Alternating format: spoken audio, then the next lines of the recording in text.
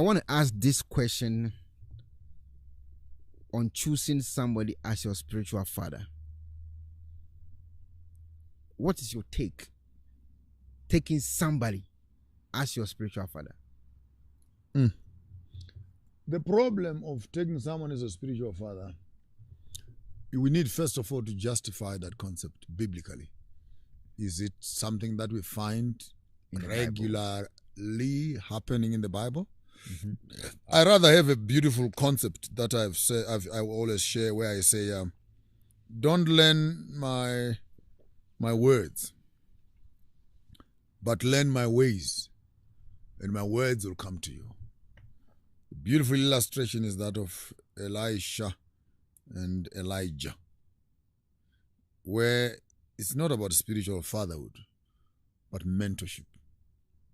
I think there's a big difference between the two. And I'm saying so because I understand the modern model. And I also understand the biblical model. The biblical model of mentorship meant that a man walked to learn the ways of the one that is ahead.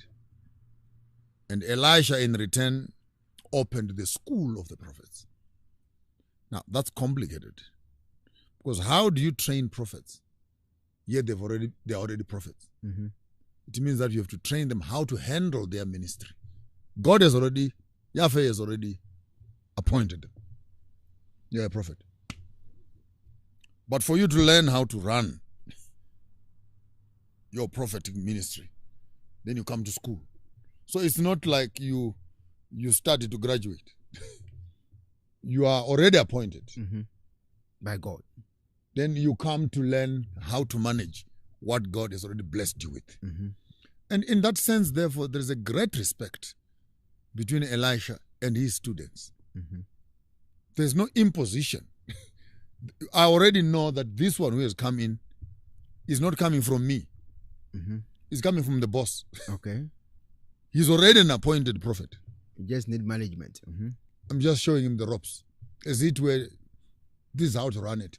But this modern concept where it is me who identifies.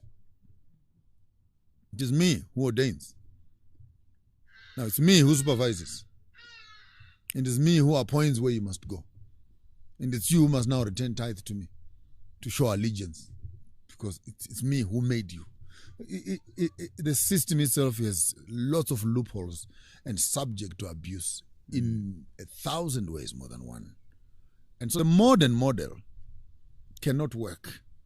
The proper model, if these ministers were truthful, could be the Elijah model, or the Yahshua model, the Jesus model, where he set up the disciples and he dies and he goes. And each disciple remained doing ministry the way he had understood the ministry to be. Matthew, Peter, James, John, Thomas. Who amongst them can come back and say, who was the spiritual father of Peter? Who was the spiritual father of Paul? Who was the spiritual father? So, I know this thing sounds popular in the modern terminology, but it's poor theology. I think popular sentiments, poor theology. It has not been well toothpicked to represent exactly what they want to say. I would rather have a mentorship program where people must learn my ways and my words will come to you, rather than memorize my words and you'll understand my ways. Please, your last words. My last word is Matthew 7:7. Ask, and it shall be given unto you. Seek, and you shall find. Knock, and the doors will be opened unto you. And the word that is used there is ask. Is A-S-K.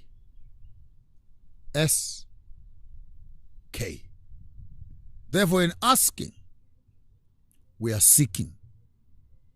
In seeking, we are knocking. The three types of Christians you would find. The A-level Christians who think that they must just ask. The S-level Christians who have stopped just asking and they've started seeking for what they are asking for. But the highest level is the K level, who have started going on doors Knocking. and knocking. And that which they are looking for is behind the doors. But we read this passage from there, coming this way, that God is the one who is behind the door and we're this way. So we must always be asking from God and God must give us. We are always seeking from God and God must be helping us to find. And we are always knocking on the door of heaven and God must open the door. But I want to change the passage around. So since when you are asking, you want God to give you.